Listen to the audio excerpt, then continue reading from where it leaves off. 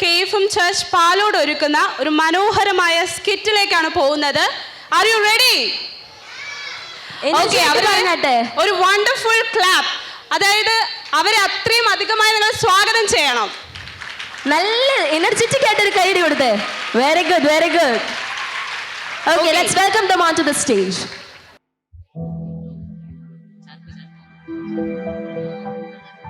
വേദപുസ്തകത്തിലെ നല്ല ശമരിക്കാരന്റെ ഉപമയുമായി ബന്ധപ്പെടുത്തി ഈ കാലഘട്ടത്തിൽ സംഭവിക്കാവുന്നതും നമുക്ക് ചുറ്റും സംഭവിക്കുന്നതും കാണുന്നതുമായ സാഹചര്യങ്ങളെ ഉൾപ്പെടുത്തിക്കൊണ്ട് പാലോട് KFM ചർച്ച് അവതരിപ്പിക്കുന്നു നല്ല ശമരിയക്കാരൻ. രാജു പാവപ്പെട്ട നിർധന കുടുംബത്തിലെ യൗവനക്കാരൻ.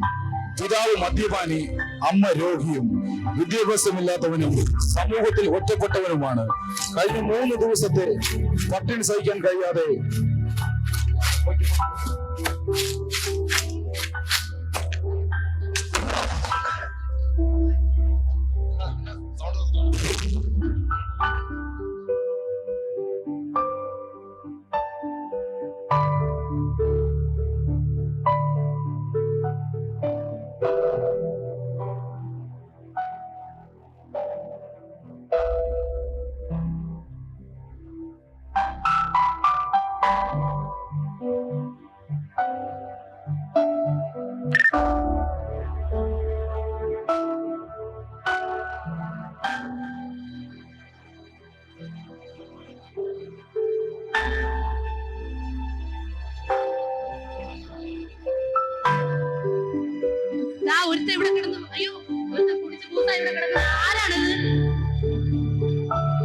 അയ്യോ പാവം, പാവപ്പെട്ട പയ്യനാണ്, എടുക്കണ്ടേ?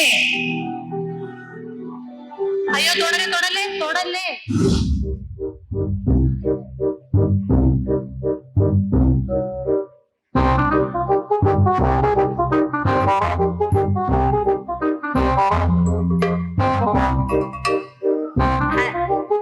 ഹലോ ഗൈസ്, യൂട്യൂബ് ചാനലിലേക്ക് എല്ലാവർക്കും സ്വാഗതം.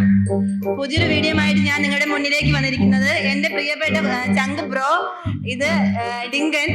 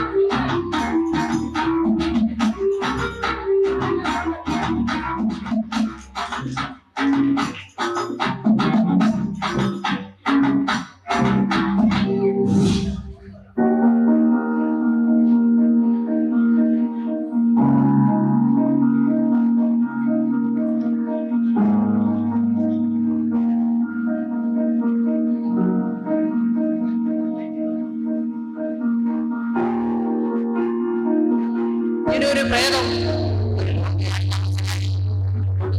നമുക്കിതിനെ ഒരു രാഷ്ട്രീയ വിശദീകരണമായി നോക്കിയെടുക്കണം. അപ്പോ നമ്മളെ നേതാവിനെ വിളിക്കണം. നമുക്കൊന്ന് നോക്കിയേക്കാം. അയ്യോ, ഇത് എന്തൊക്കെ കഷ്ടമായത്. ഇത് ഇങ്ങനെയൊക്കെ ചെയ്യാമോ? നമുക്ക് രാഷ്ട്രീയ വിശദീകരണമായി എടുത്താൽ നമുക്കൊരു വോട്ടിന് കിട്ടും. വോട്ട് അവകാശം എടുക്കാൻ കഴിയും. ഈ ലോകത്ത്, ഈ രാജ്യത്ത് ഇത് നടക്കാൻ പാടില്ലാത്തതാണ്. ശരിയാണ്. ഞാനൊരു കാര്യം ചെയ്യാം, നമ്മുടെ നേതാവിനെ ഒന്ന് വിളിക്കാം. ഓ ശരി. ഹലോ ഹലോ, നേതാവ് എവിടെയാണ്? വീട്ടിലാ? നേതാവ്, നമുക്ക് അടുത്ത വർഷത്തെ ഇലക്ഷന് വേണ്ടി ഒരു വലിയൊരു കോളുണ്ട്. നമുക്ക് ഇവനെ വെച്ച് നമുക്ക് വോട്ട് പിടിക്കാം. നേതാവ് വേഗം നിന്ന് വാ, ഞാൻ ഇവിടെ ഉണ്ട് കേട്ടോ. വോട്ട് ഇനി നമ്മളിപ്പോ എന്താ ചെയ്യാ?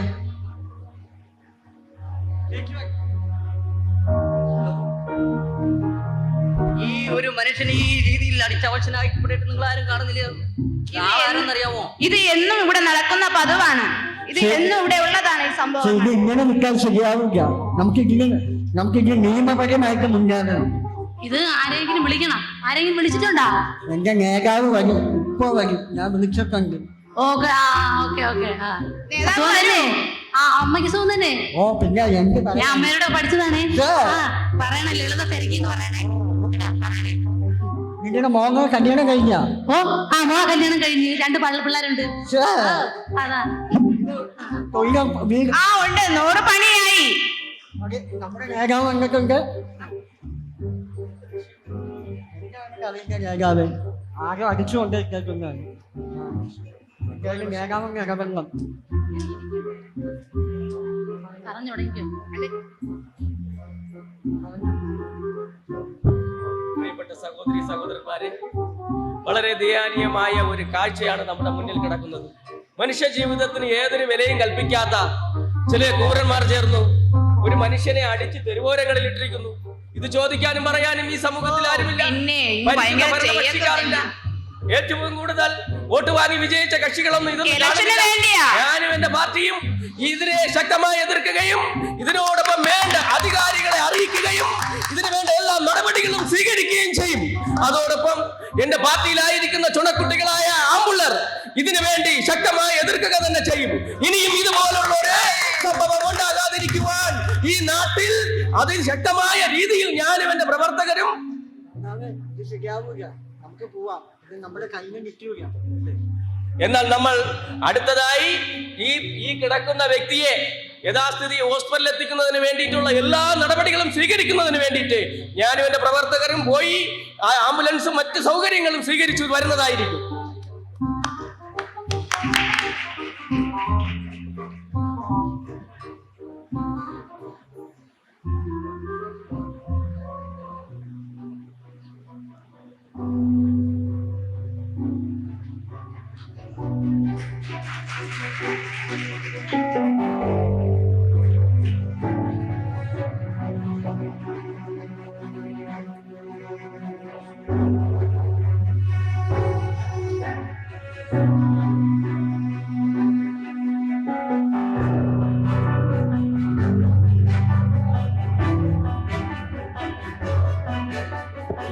കിടക്കുന്നത് എല്ലാ നാട്ടുകാരും കാണുന്നുണ്ടോ?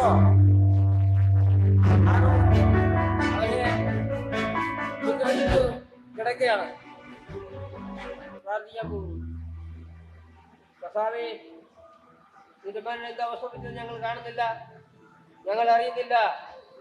മകന്റെ പറ്റിയ അബദ്ധങ്ങളിൽ നിന്ന് കർത്താവ് വിടുവിക്കുവാൻ സ്വർഗത്തിൽ ദൈവം ഇടപെടണമെന്ന് പ്രാർത്ഥിക്കുന്നു.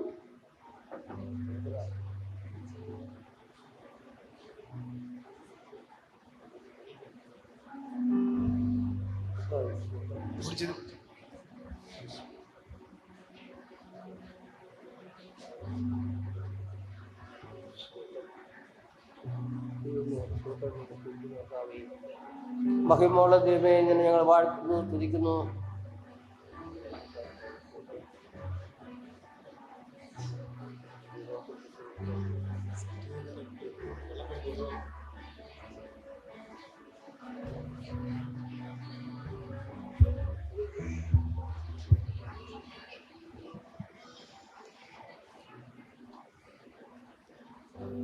നാമം രാജുവിനെ പോലെ മുറിവേറ്റവനായി നിത്യമരണത്തിൽ അകപ്പെടാമായിരുന്ന നമ്മെ സ്വന്തം രക്തം കൊടുത്ത് വിലയ്ക്ക് വാങ്ങി ദൈവപുത്രനായ യേശു നിത്യസ്നേഹത്തിനാൽ നമ്മൾ ഓഹരിക്കാരാക്കി മാറ്റിയ ആ യേശു കർത്താവിനെ നമുക്ക് നന്ദി പറയാം.